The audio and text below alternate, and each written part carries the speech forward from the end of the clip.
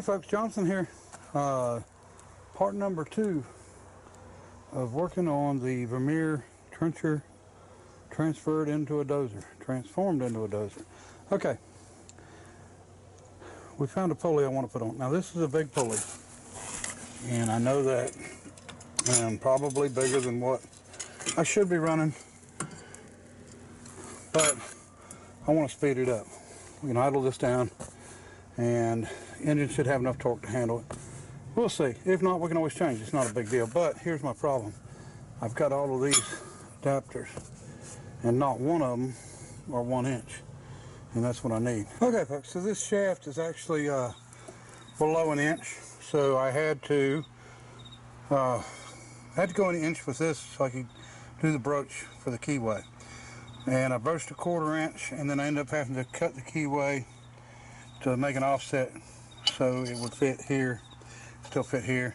And then I had to surface this a little bit to get it to go in a little bit farther to tighten down really good. So we had to do a little bit of changing, but we've got it, and we're going to go ahead and get it mounted, and then we'll worry about a belt. All right, there we go. Pulley's on. Now we can cut that spacer to the right length to go between here, and then we can put the bolt on, just for safety precautions, I guess, or the nut, or we can just leave it like it is and put the nut on. But anyway, we're going to run the belts out here on the end of the shaft. I don't like doing that, but there's really no other way of doing it and get in the key. We'll go ahead and get some belts figured out for it, and then we'll get this welded down, tacked down wherever we want it for temporary, just so we can run this thing, see how she does. All right, I think we'll call it a night, and we'll get some belts together and see what we can do tomorrow.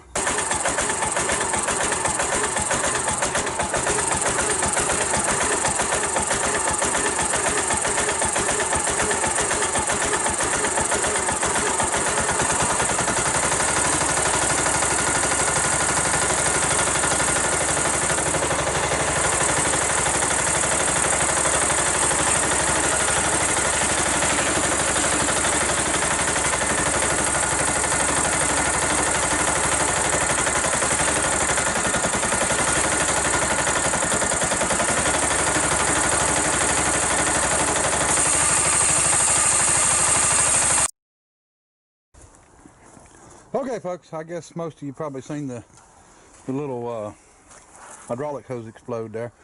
That was this particular hose that went, and my wife cut the camera off, so that's why it ended so quick. But wasn't a big deal. I've had it happen plenty of times before. I ain't the first time I've had hydraulic fluid in my face, but what happened and why it done it. This is a bypass, and when you shut this valve off, it redirects the fluid and builds pressure. It wasn't building pressure, and for the tracks, so when I tightened it down, that's when it went and blew. So I put one on it, and then we had another line that was leaking some. It wasn't terrible like that one, but so now I'm going to go ahead and replace it. And our tracks seem to be working pretty good, but they are running too fast. I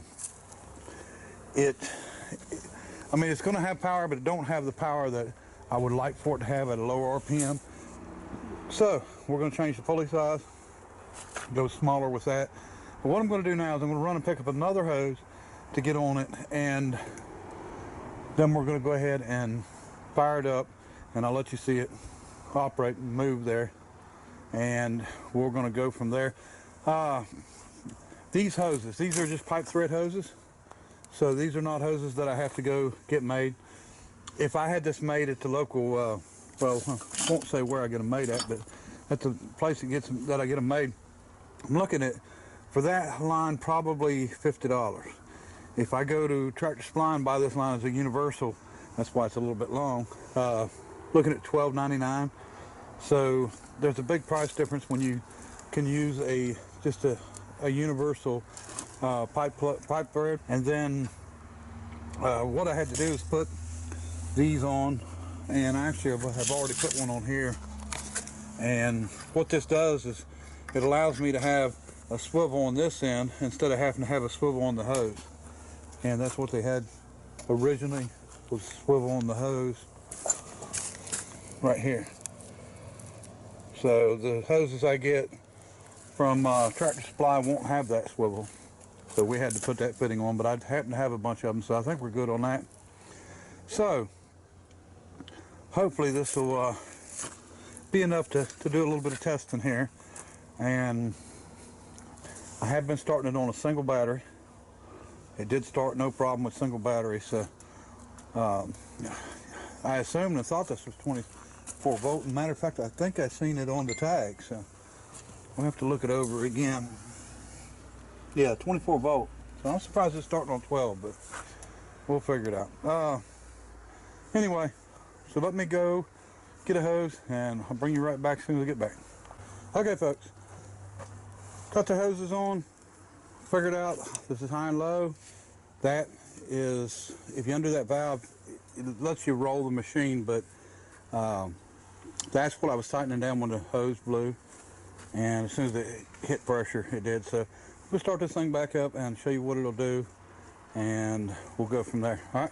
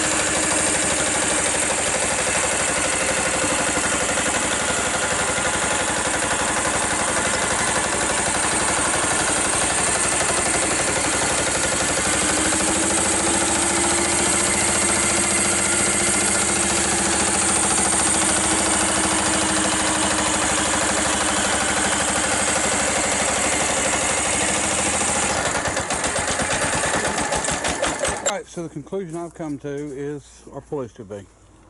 I'm going to have to go back with a smaller one, and I was worried about this thing going too slow, but I don't think it's going to be a problem since we got high and low. The plan is to go with a smaller pulley, probably back about stock size, because it looks like it's going to move pretty good, pretty rapid anyway.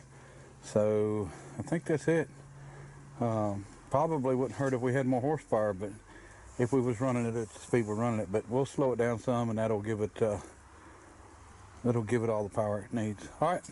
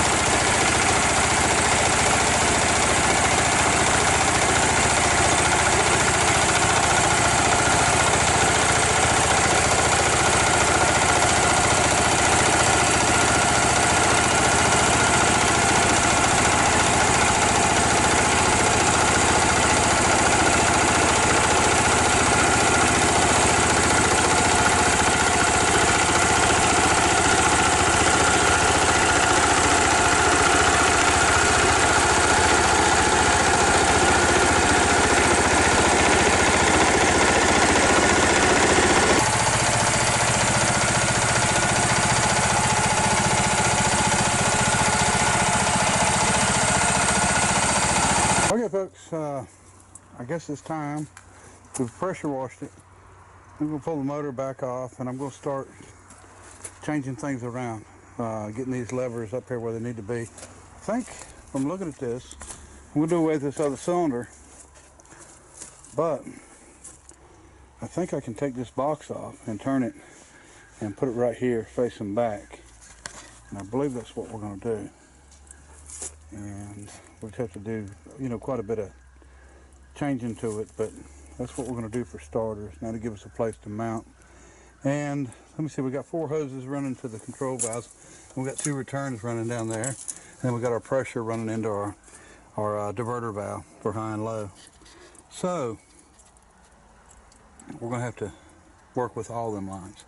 So I'll probably replace the 4 hydraulic motor lines, and because, you know, of course we want all the lines to be in good shape.